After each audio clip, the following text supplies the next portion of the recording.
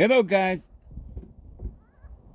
David Vose here, looking up into the sky right at the moment. We're in real time, and I'm telling you, that looks an awful lot like Mickey Mouse up there in that cloud. I'm not kidding you. I have never seen. That's funny that happened just as I turned this on. But yeah, a lot of nice little fluffy clouds. Boy, it's warm. And then I found out they're having a heat wave all over the country, so I didn't feel so darn left out. But yeah, I think it got up to 97 or so. I don't know, 93 maybe. I don't know. It was in the 90s, which pretty doggone hot for me. I'm at 7,500 feet, so it doesn't usually get that hot. It's a rare thing to get, 90s maybe in August. But July and August is when we get this kind of heat. But it cools down even now. Right now, like last night, you had to have a blanket over you. It chills down. And in the winter, it could be in the 50s, which is nice. Sun's shining. Might not snow for a while or anything. Might have clear ground, 50, 60 degrees. But then night comes and man, it's cold. Like it's below freezing by 5 to 10 degrees or something at night or more. I mean, really below freezing. But no snow, it's not that bad. You're sleeping at night. And if you do go out walking in the middle of the night, make sure you got some moonlight. And, I do that once in a while. I love walking in the moonlight. I don't like too much walking without the moon. When it gets real dark, you're bumping into stuff, could hurt yourself. But especially with a glass of wine and, I don't know, a few herbs in your blood, and you take a spiritual journey in the middle of the night, you're getting those soothing, healing rays. They say humans don't really need to sleep 8, 9 hours a day or something. Like, a lot of us do. I think a lot of us are, when you're a kid, you jump right up as soon as the sun comes. I mean, you just want to get out there and greet the day. And you're at peace and you're not worried about anything. So when you lay down at night, you go to sleep. And if you really just lay down and go to sleep, you probably wake back up as quick as possible, start the thing over again because you like it. But the problem is when several factors begin to combine.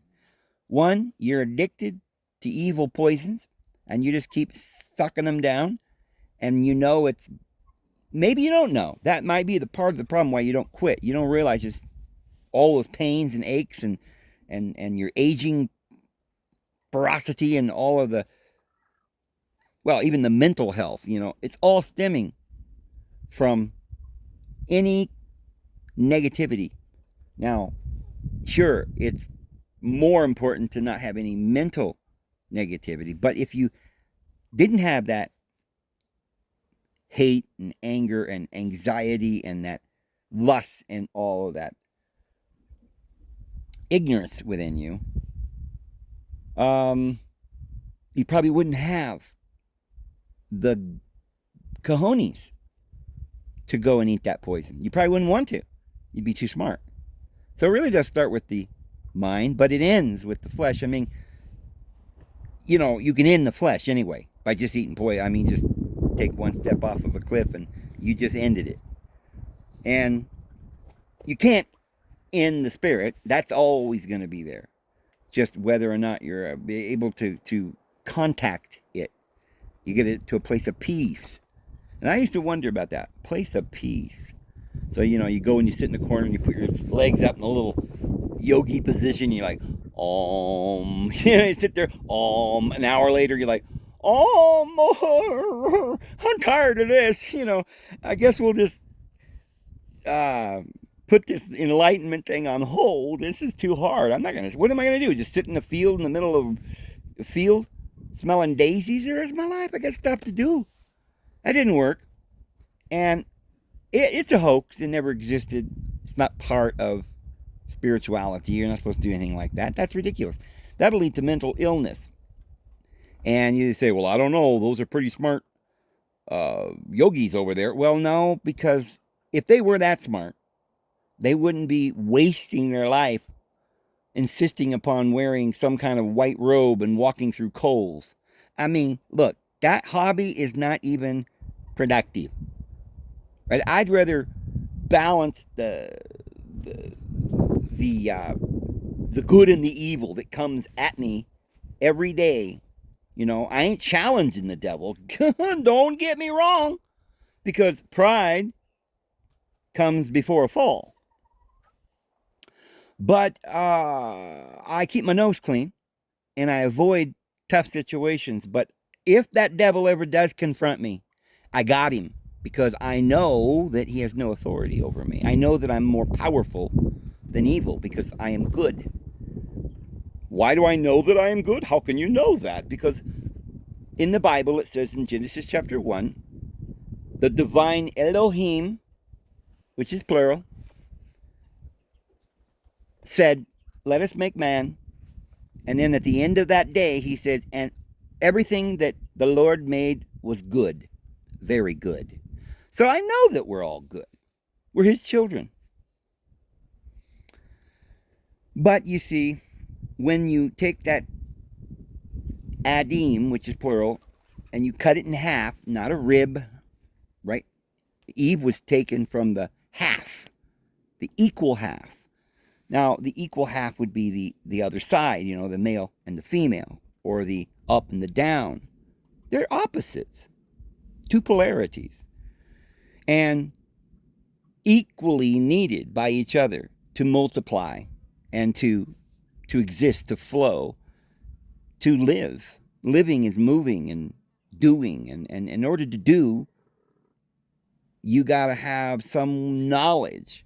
You can't see yourself, so you see yourself in the other person.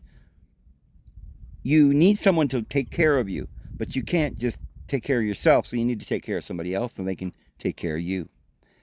And so, if you didn't have a mirror, you couldn't really even see what you looked like. You couldn't experience any kind of joy to not be able to see. Be like being blind, deaf, and mute with no skin, maybe no brain, just sitting in a dark place on a shelf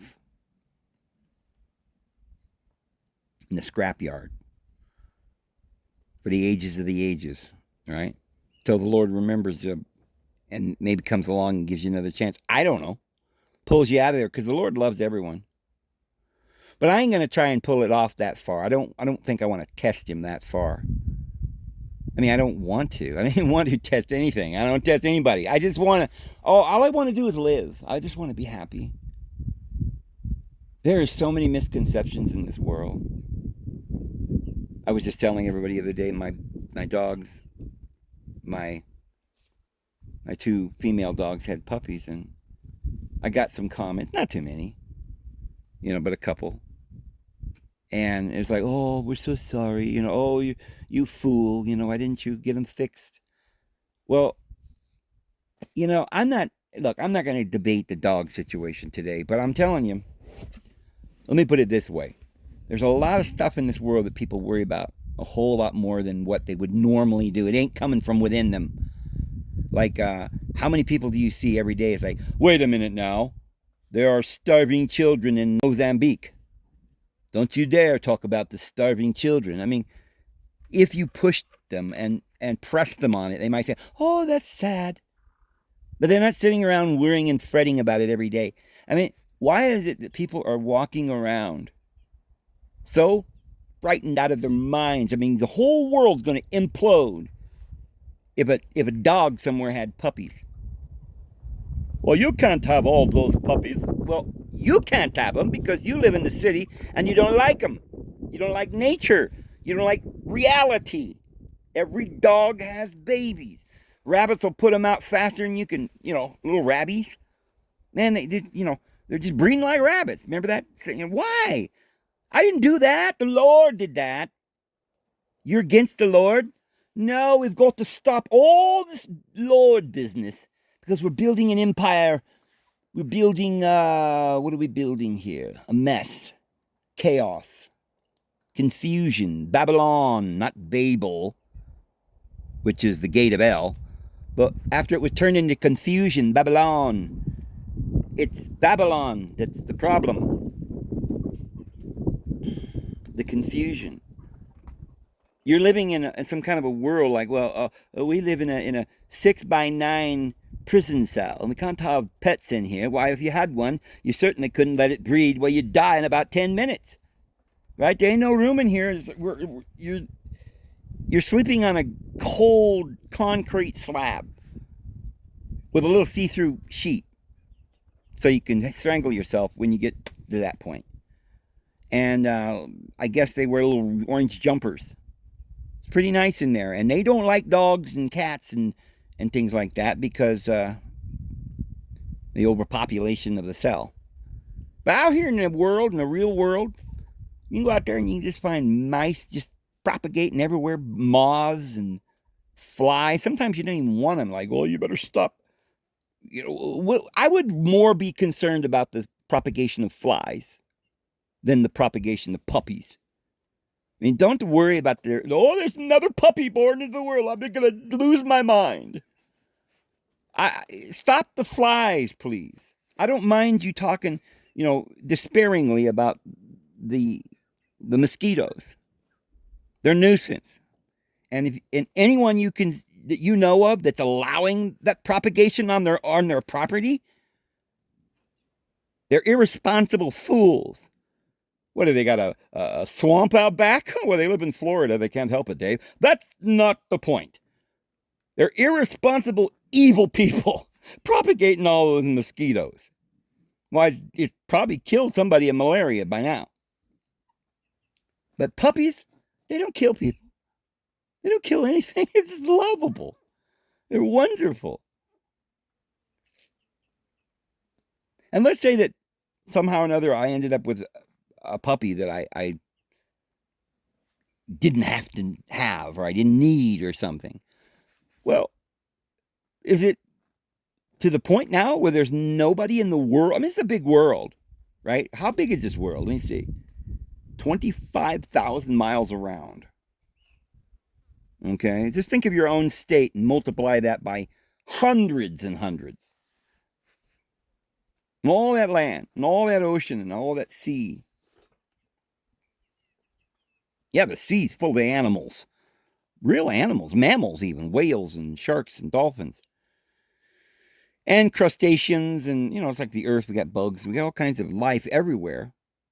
And they're all dying, endlessly round of dying, killing and eating each other.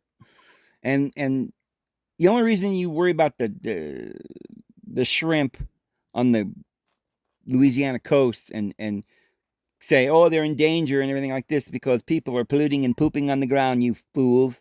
No, it's because they're dumping oil in the ground. And well, you're the consumer. No, I am in prison. I'm forced to drive a car every day to get to my slave master and, get whooped with a long whoop and do what I'm told. And I let that happen because, after all, I don't want to rock the boat. And I kind of like it.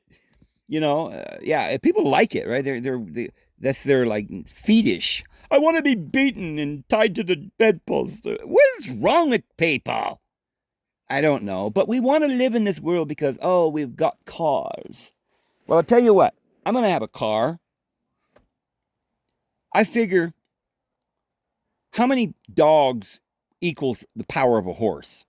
I know I'm going to get a lot of haters out there because I know a lot of horse lovers. And I love horses too. And I'm not trying to be mean to the horses, but I think at least 6 dogs. I bet you my 6 dogs could pull something that your horse could pull. Now, I don't know. This is not a scientific survey.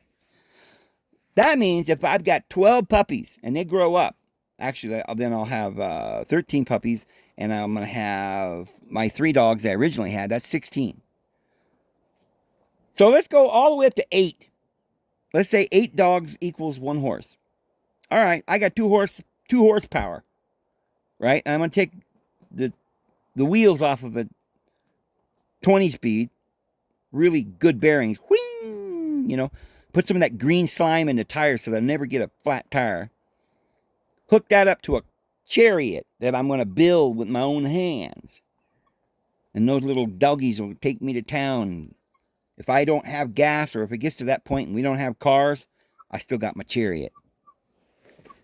And anyway, I could talk more about that, but there's a lot of misunderstandings that people have. And you're trained to be a knee-jerk compassionist, right? You're a bleeding heart liberal and you don't know it, right? You think you're conservative, which I don't even know what that means, but I think that's a good thing for you. You're like, oh, I'm a conservative. Right? Okay. So your conservatism, if it means what you think it means, I don't know what it really means, but a good person, believes in the Lord and all of this, and you're conservative with the money and you don't want to, more prisons and more government, whatever. More banking, right? Secret banking and warp speed, please. Look, I agree. I actually tilt toward the conservative party because I can't stand these, I don't know, Mr. Magoo running around, falling off the stage, and you can't, remember who his wife is. I get it. These liberals are demanding we go over there and have a war, but the problem is that at least they're honest about it. The Republicans could stop that war or anything else they wanted to long time ago, but they don't vote for it. They won't do anything. They just, oh, we can't do anything. And so they're facilitating the whole thing. They work together, these guys. And then when the time comes to change into a new model, they destroy the old model. Go, look at us. We destroyed it. The evil thing. And we're like, yay, they destroyed the Wicked Witch of the West. And we're so happy that we begin to worship them and get down and, oh, we love you, please. Give us food. Give us light. Give us life. And, yeah, I mean, the world is crazy. But people have deep-seated, knee-jerk kind of reactions to the silliest things. Like, all we care about, all we think about is these terrible people. We've got to have communism so that we can rein this evil in. And these people just have too much freedom. They're running around, with bearing arms and think they can say whatever they want and do whatever they want. And we've got to have more laws. Well, the Constitution says you shall make no law, but they don't care about that. They don't even know about that. There's a lot of things people don't know. It would blow your mind. You're probably aware that I talk a lot, I guess, about one of the greatest prophets, certainly in the last 200 years. I think the greatest prophet in the last 200 years, and who literally kind of brought the keys of the kingdom and opened up some doors for the preparation of the Judeans going back to their homeland, and for knowledge increasing, the opening of the Dead Sea Scrolls or the Nag Hammadi Library. I don't know how much of the Dead Sea Scrolls are even real, but the cuneiform that came out around that time. But Joseph Smith said that Genesis verse 1 is mistranslated. The word in the beginning could be translated beginning meaning the first or the chief. So in chief, or the first or the chief of the Elohim created the heavens and the earth. Yeah, Joseph Smith believed in the Elohim as greater than Yahweh. He knew that Yahweh was only one of the Elohim, that word was plural. And he believed that it was the chief of the Elohim, the divine beings, and those who he was speaking to when he said, let us make man in our image. They were all there in a big council. He talked about the council. And he's the first that brought this to our attention. And he said some really flabbergasting things. I mean, things that nobody knew in those days. And there was only two ways you could have known those things. I happen to know a lot of the stuff that he said that he didn't know he couldn't have had any access to books unless they're books that we're not privy to. There are no books that tell the things that he said. He explained things. Now, he explained some things in similar ways to somebody like Swedenborg, too. So there were others that were somehow receiving bits of this. I think it was, but you can tell from looking at their work that they didn't explain it in the same way. They weren't reading it. There's no quotations. That it was literally from genius that people started speaking this stuff. You started hearing about it with Newton. Brilliant man. But Joseph Smith said that the first verse of Genesis chapter 1 says, in the beginning, Elohim created the heavens and the earth. Now, he said that is a translation, and it might not be the most accurate one. He said definitely Elohim is the divine being, not Yahweh. Now, no one I know of that I've ever heard of all the way back in the days of 1830 and so forth when he was preaching, no one at that time knew it. Now, some years later, there were individuals like Albert Pike that said, oh yeah, Yahweh, we worship Yahweh. And then they also said, oh, by the way, he's Lucifer. Well, I don't know that Albert Pike even understood. It was a play on word. They don't know everything. And they're using a Latin word, Luciferus. If you're just going by the word, I mean, that could refer to Jesus in Revelation. I am the bright and the morning star. But they don't, I don't think, understand any of this because they do believe in that Yahweh. And they don't understand that it's Yahweh who's against whoever this Lucifer is and sends him to hell. Well, the only person that's ever went to hell, the first one, was Jesus, that was was condemned there in that manner. Yahweh condemned through the law and sent Jesus to hell. Why? Because Jesus said, because blasphemy, because he said, I am like my Father, the Most High. That's exactly what happened. But so they're not saying they worship Jesus because they don't know that. They're completely blind. But so I noticed that, some of the same little things were being taught by different groups. Like Jehovah's Witnesses used to teach that the divine being dwells on Alcyon. Well, now Alcyon is a star in the Pleiades. The Pleiades are in the direction towards the center of the galaxy. And there are a group of stars at various intervals coming from the center of the galaxy, coming out. The first of which that is mentioned beyond the galactic Eden, which is in the middle of the galaxy. But the first place that was mentioned a lot in the Bible and stuff is this Alcyon, and the ancient ones talked about it. And it's the Pleiades. It's mentioned in the Bible all the time, the 7 sisters, and that's where our mother is. She's got 7 bridesmaids. But so we're from our mother, the central city, the covenant that is this experiment here that we're doing, this classroom. And as you come out from the Pleiades, you come to Aldebaran, and that's talked about a lot. There are certain individuals in Nazi Germany that they, prepped young women. They kept them secluded from society, made them like prophets to be able to hear spirits, and they would be mediums. And they contacted these beings from Aldebaran. That's where a lot of this fascism comes from. That's where all of this modern Satanism comes from, was from Aldebaran. And so when John Dee and Edward Kelly opened up the bottomless pit, they literally were doing a couple of different things simultaneously. Symbolically, they're opening up remember, Christ sent them down to hell. He conquered them, preached to the spirits in prison, and let those out that repented, I guess, or gave them the good news that, what's the good news? Oh, you're going to stay in there forever? No, I doubt that's what that meant.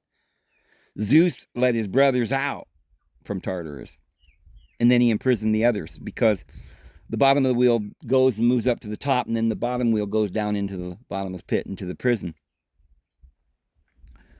But to open up the bottomless pit sometimes doesn't have to necessarily refer to the original bottomless pit and all things coming up out of it in some sort of anagram mystery or spiritual puzzle that we need to solve. But just literally, there's this bottomless pit. And ultimately, and in reality, it is the darkness of the past and the ignorance that we came from, growing through and evolving from the deep abyss up through the sea, the slimy moss and the tadpole, and then getting the fins and become. Well, it didn't happen like that. Of course, this is just symbolic. It's saying we did come from it in time, meaning we didn't come forth from the beginning of time through time and evolve. It's a principle that we had priorities, gradations of ranking living beings from the center of the universe all the way to the outer extremity, which is an infinite in both directions. There's as many infinite beings beneath us as there is above us, and the darkness and the abyss is infinite, and so we existed from all eternity and didn't know anything we know now. To us, it's like a dark abyss. It's our subconscious. It's all the little things we had to learn before we even got here, which is like just to be patient and sit in the darkness for hours and days and years. Yeah, we, the consciousness, did that in time, but it was that time, which is the illusion of the mind, that we put our consciousness into so that we could observe each individual thing. So it slowed down and we made matter with our mind, and we made this little classroom. And yeah, we went through it, and we went through that time, we evolved, but there's always been a classroom. It's the mind itself that inhabits and incarnates into the body. We're immortal. Well, there is no time. And far back as time goes, in the past, there was always, wherever you go in the past, you're still in the middle. And there's still the present evolutions of the past going on, because multiple little polywogs are coming out of there, and they will be forever. They're being born by the gazillions and millions. They're propagating. They're all racing down to the ovum to get born, to start this journey of life. And where they come from is the deepest abyss.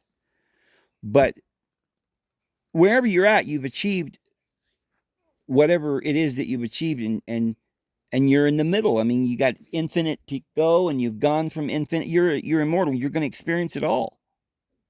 One day you will reach a place where you have so much awareness that you'll see that you are the all. But that's millions and millions and millions and millions of years. People do like change when it's appropriate, when we find something better. But we like to really enjoy it. I mean, it's like, imagine if you like coffee. You say, well, what do you drink coffee forever, or you just drink one cup and it satisfies you? You drink one cup and you like going back to that and drinking another cup maybe the next day. Or, I don't mind eating mashed potatoes and gravy. I mean, if I don't eat a lot of potatoes because they're so starchy, but, I used to love them. And it's something I could eat every day. I love it. And I'm not going to get to where I don't like it anymore. However, there comes a point in your life, maybe due to a friend that likes something else and they introduce you to it. And for them, you kind of try to get into it and taste it and feel what they feel. And you start to realize, wait a minute, there are other things I can like. And you might even change your favorite thing and move on to another experience. Maybe your favorite color changes. Maybe once you've experienced the desert you'll realize it's pretty neat if you've lived all your life in the swamp. But when you were in that swamp, you thought that was the best place in the world. You didn't want to leave. It became, you got accustomed to it.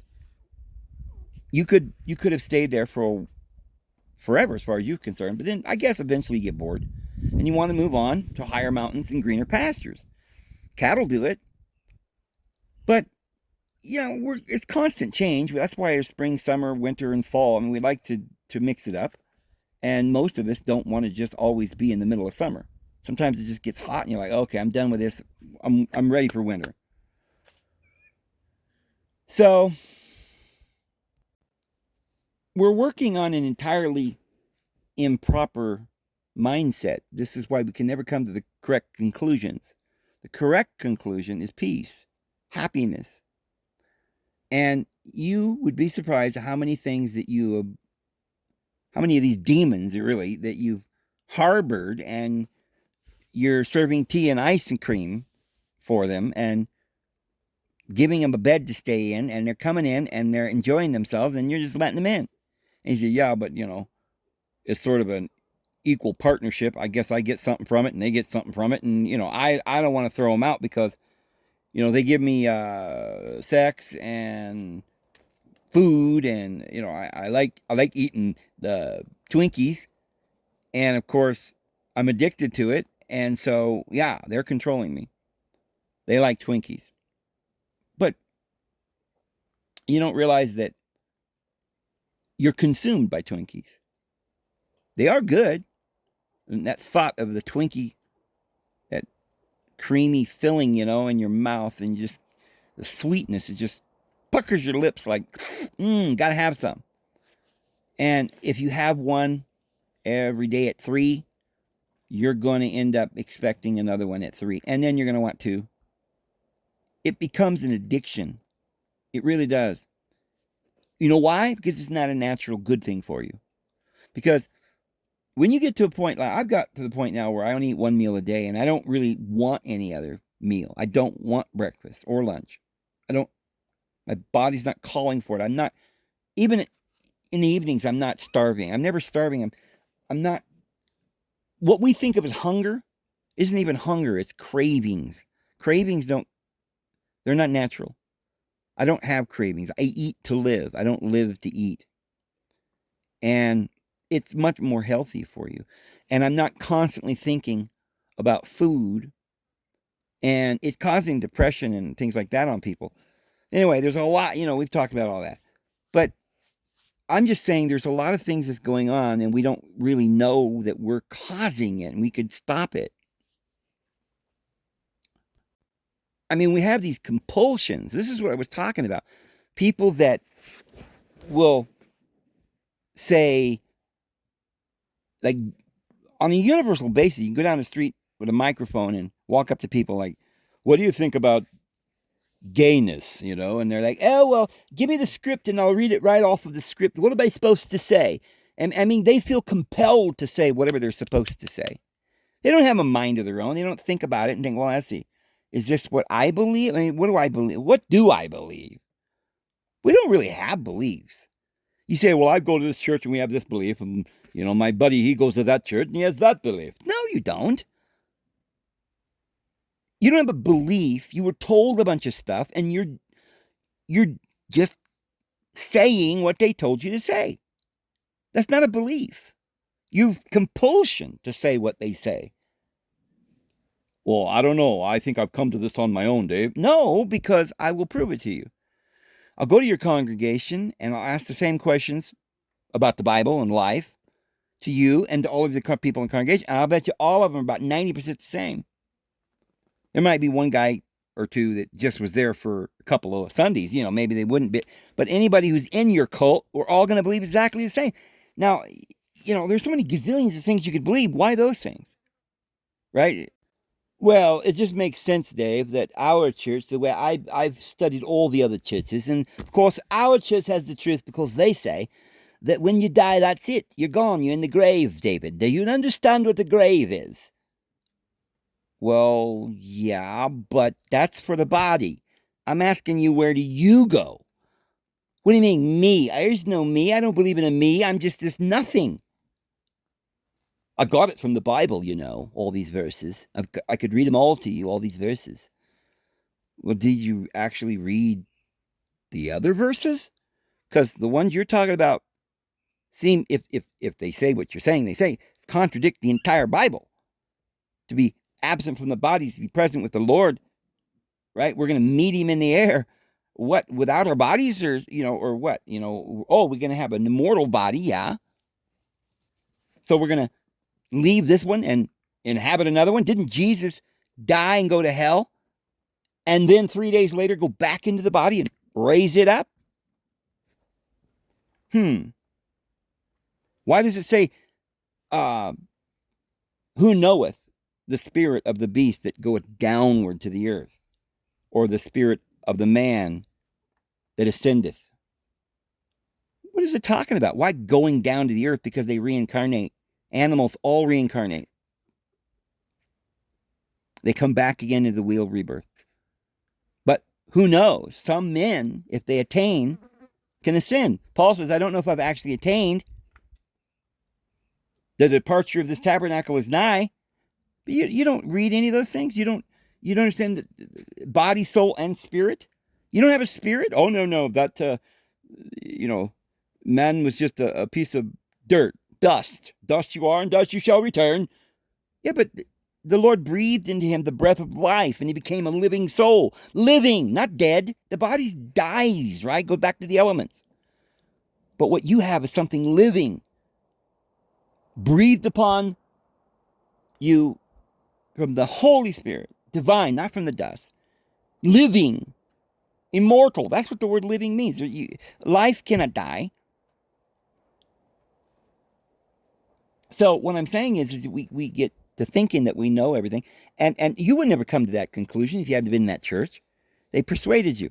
So in the world, we're all walking around thinking we have our own thoughts. Like, oh, let's see, today we have to be very careful that we don't have any puppies born. Because if a puppy is born, we're going to humiliate them, all surround them in a circle. We'll stone him now. What has he done? Well, he's allowed a dog to reproduce. Oh, that's horrifying. Are you kidding me? How many was in the litter? I hear there was 13. He should be beaten with 13 stripes, if you ask me. We'll all gather around in a circle, and I'll throw the first stone. Well, if it was not a good thing for puppies to be born, I don't imagine the Lord would cause it to happen. I mean, just think about the logic that we use. Let's say that you've got 5 or 6 puppies, and you just don't want to take care of them. You just don't want them. Or you can't have them. You live in the city, and it's illegal, okay? All right, well, now you're up a creek, right? Well, what are you going to do? Well, you could give them away, right? You could find good homes. Well, that's a lot of trouble, Dave. What are you putting yourself through that for? Well, I didn't say I was. I'm just saying what you could do, I suppose. But here's the thing. That is a logistics problem. It just seems to get in the way, doesn't it? Because the lifestyle, or the real lifestyle of being free, being outside and living in nature, you don't stop it. That you don't stop breeding. And it wasn't a bad thing. People needed dogs. They needed their chickens. They needed them to breed. Thank goodness the Lord made them breed, because this is what kept the world alive. Now, in your little world, in the city, if you want to continue to perpetuate this immoral, insane, bestial government in the kingdoms of this world, then go ahead. In this world, it's difficult to live in nature because you've got to stay clean, Dave. You've got to do your nails twice a day, of course. You've got to have at least 14 showers every day. And that's a bare minimum. Why, sometimes I take upwards of 30. Right? About once every 20 minutes, I go and take a shower. And Of course, I profusely rub myself down with petroleum oil products from, Monsanto, and a few nasty chemicals under my arms once in a while. But Dave, you've got to think about the puppies. Why, imagine what they're going through, being born and all of that, and cuddled and nurtured for several weeks in your lap, having to eat all of that food out of that little dish that you provide for them and clean, cool water, and putting medicine on them if they've got too many ticks, or combing them and giving them a nice warm bed. Why, they sleep with me in my bed. That's just terrible. That's not natural. Those dogs don't like living with you. You've got them as your slaves, and now you've got them pulling your chariots. What are they, work dogs? And it's all about you, huh, Dave? You make all the animals your slaves. Well, Jesus was a shepherd, but those sheep loved him. They heard his voice. And those puppies grew up to herd sheep, and that was what they were born and bred to do. They love it. In fact, it's a symbiotic relationship. You should try it. You should try it. Maybe take your shoes off and go barefoot through the sand. Get some grounding. Sit out in the sun for hours and just absorb all that vitamin D3. You can't do that in your office. You look pale. You look sick. And you're eating garbage. And you don't have any puppies. Trust me, you'd be so much better off if you had a bunch of puppies. And if you rode in a puppy chariot rather than your little 80,000 horsepower van. Yeah, you got to get your feet dirty. You got to get your hands dirty. You got to go outside. You got to stop worrying about etiquette. Well, you've got to have a bra, a trusset, a bosset, and a girdle. Well, you can't go out in public. Really? Well, I say, screw all that. Yes, I'm vulgar. I said the word screw. Such vulgarity. Well, they accused Jesus of eating and drinking with the gluttons and the winebibbers. So I suppose they'll accuse me of similar things, But, and it doesn't bother me at all. But if you stop worrying so much about getting your feet dirty, or, what will I do? I'm in the wild and I'll have to just sit there and listen to quiet and birds chirping, and I'll have to sit and look at flowers blooming and animals frolicking in the field. Why, it'd be terrible, Dave. I've got to go back to my apartment where I've got AC. I'm going to turn the temperature right exactly at 70 degrees. And I'm going to watch surround sound stereo with a boom box. And I'm going to drum out to what are we going to listen to? Pink Floyd, get a cigarette, and smoke some of that, and listen to Pink Floyd. And, I hear a lot of people that they did that like in the 70s and stuff. And, those Pink Floyd songs would last like an hour. Seriously, you got to really love Pink Floyd to listen to that. It's kind of like David Vose, It's not no part-time thing, You got to really get into it, or you're not going to be watching the whole hour. and once you get into it, then you're like, oh, I'm hooked. No. But I guess that's the way it was with Pink Floyd. I mean, sometimes they'd play him over the radio. Very seldom, because nobody wanted to play a song for an hour. Where are you going to put the commercial breaks? Well, every once in a while, you'd be in the store, right? And you'd be in there for like an hour, and the same Pink Floyd song would still be playing. But I think you had to be on acid to even understand it. But, I don't know. I never could get into it.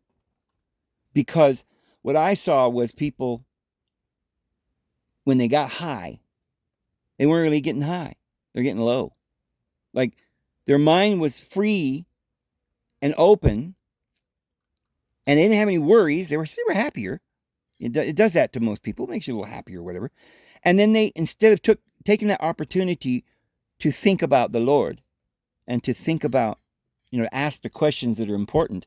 You had a front row seat with God, And all you could remember to ask him was, hey, wow, man, those colors are far out. What color is that? Like, that's your question? When I get there, I get high and I go way up there and I'm like, oh, and I'm asking questions.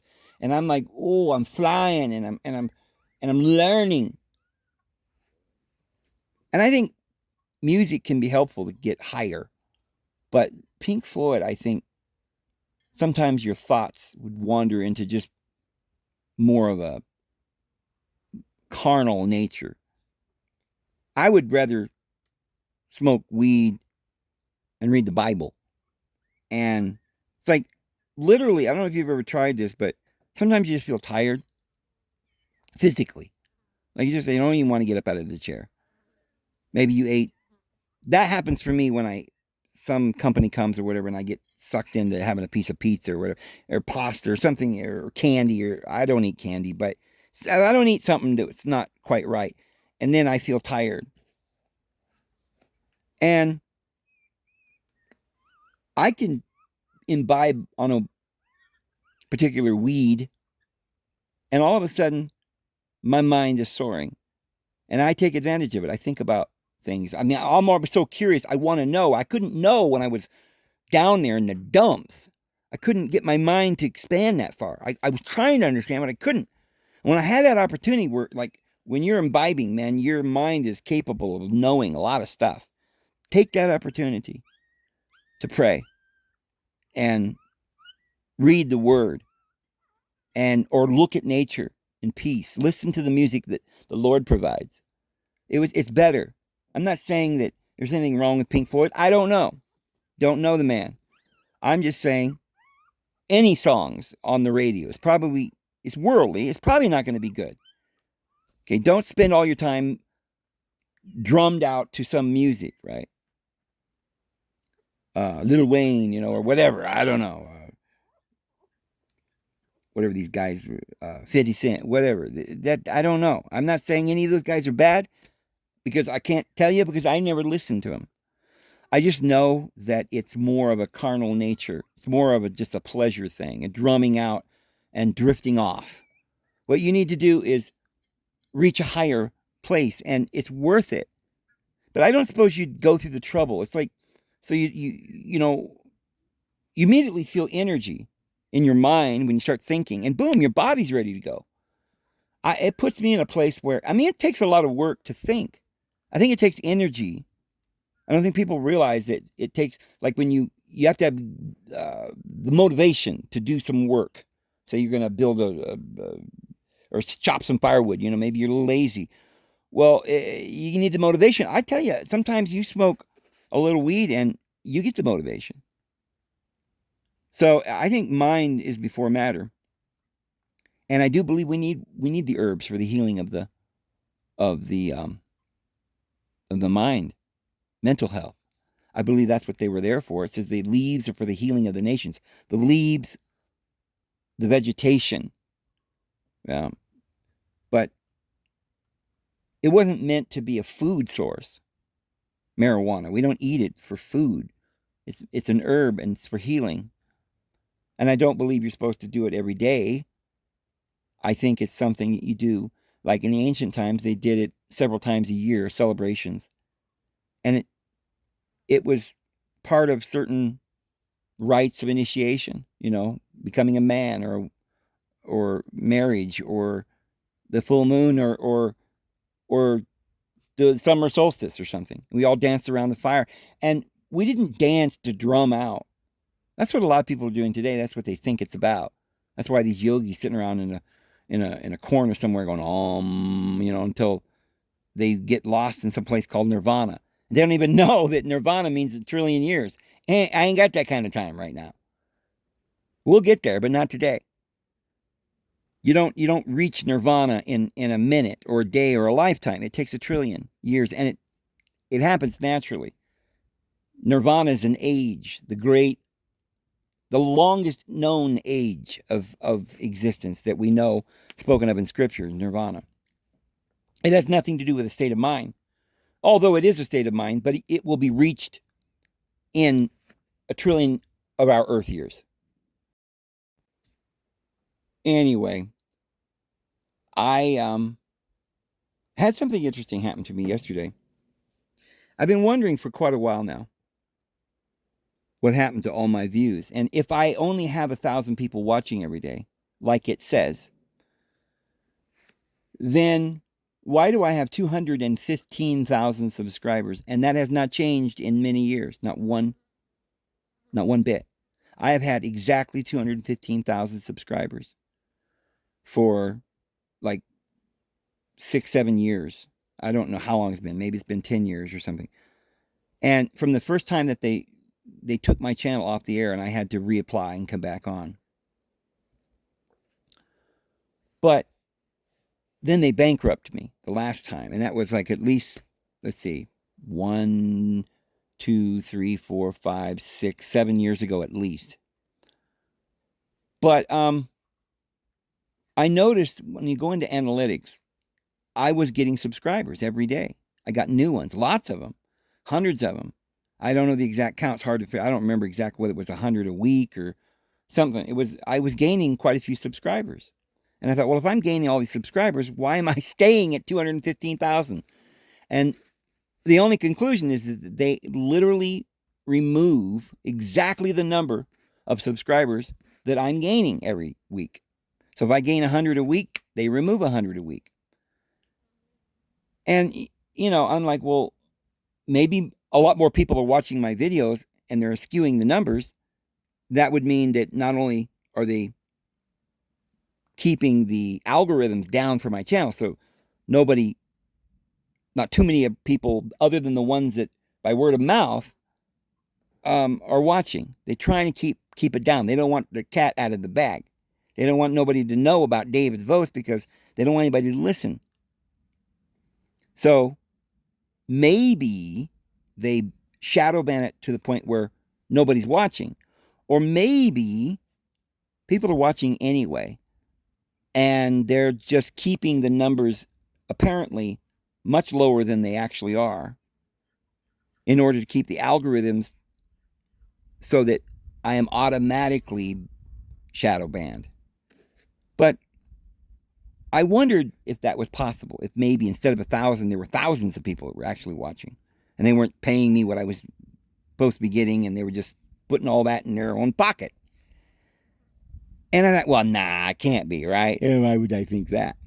Well, wait a minute. I've proven that they're purposefully deleting subscribers at the exact rate that I gain them. And I thought, why would they do that? In other words, why would they just get rid of me? The Lord keeps telling me every time I think about it and I pray about it, and I feel that the Lord has said to me that I'm going to stay on YouTube for now. And that they really don't have any authority to take me off. It's kind of like they've got these certain rules that they cannot obstruct the preaching work. They don't have to promote it, but they can't obstruct it. In other words, they can't make a world, they control everything. So there had to be some stipulations. You control everything by deceiving people.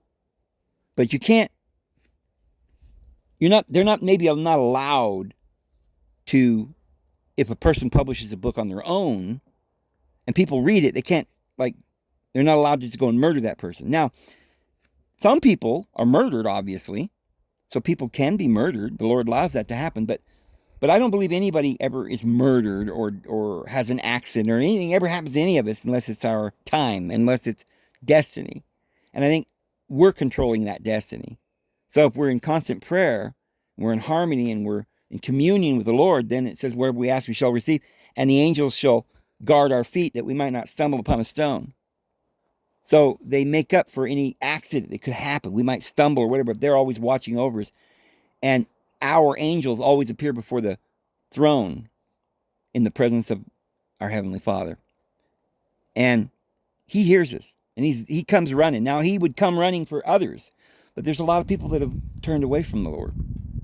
And they've literally built up so much karma, and they haven't repented, and they haven't asked for forgiveness, and they don't want forgiveness. They're hardened in it, and the consequences, the Lord couldn't possibly not let these consequences happen for that kind of rebellion, because if he did, he'd be spoiling them and he might ruin their eternal soul. He's got to discipline, because those whom he loves, he disciplines.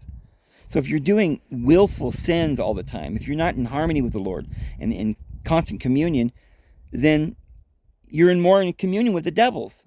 And lots of bad things can happen to you. Maybe things you've been praying for, right? Maybe you prayed for an orgy of 15 women.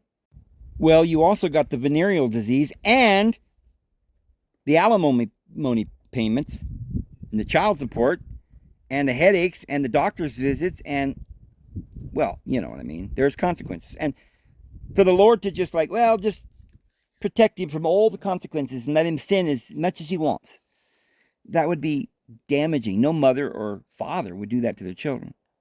But I'm just saying that when we're in harmony with the Lord and we're always constantly asking for forgiveness and we're searching for the right path, he'll show it to us every time. And yes, he won't allow us to veer off of our destiny.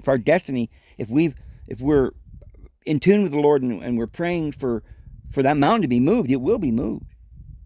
So for those of us that are doing the work and praying and putting it in the Lord's hands, there's nothing to worry about. And the devils, they really can't silence us. We'll bring fire down from heaven if need be. But they don't have to promote you. And of course, in the end, you're going to be the winner. I mean, their bodies are going to develop cancer, or they'll be lying in some hospital bed with a tube up their nose and be bad things will be happening. They will be paying the Pied Piper soon.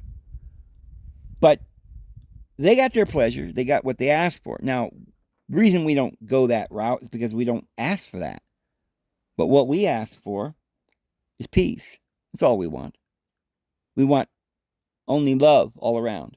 We want what's good for everyone, even the animals. And we have things in perspective and in balance. We care mostly about, we care about everything, every living creature. And we don't use that as an excuse that, well, there's nothing I can do. Let's go out and shoot some deer and just for sport, No, we don't shoot deer for sport. But we can't be so ridiculously blind as to think that the worst evil in the world is this homeless person because he won't get a job. Look at him. He's addicted to drugs. He's filthy dirty, living in a tent on the street. Why, he should be tied up and tarred and feathered. And that's what you concentrate and focus on, and you think that's the plight that's plaguing us now. What about this guy named George Soros or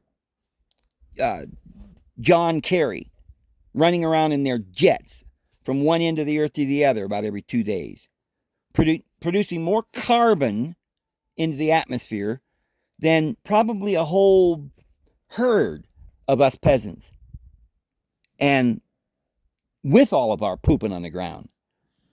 So the pooping on the ground isn't the problem. The problem is the jets of John Kerry. And of course, he's the one trying to stop the global warming, which, we won't even go into that one. So, be careful. Stop and think about the mind maze that we're in. You can apply this to something else too before we go.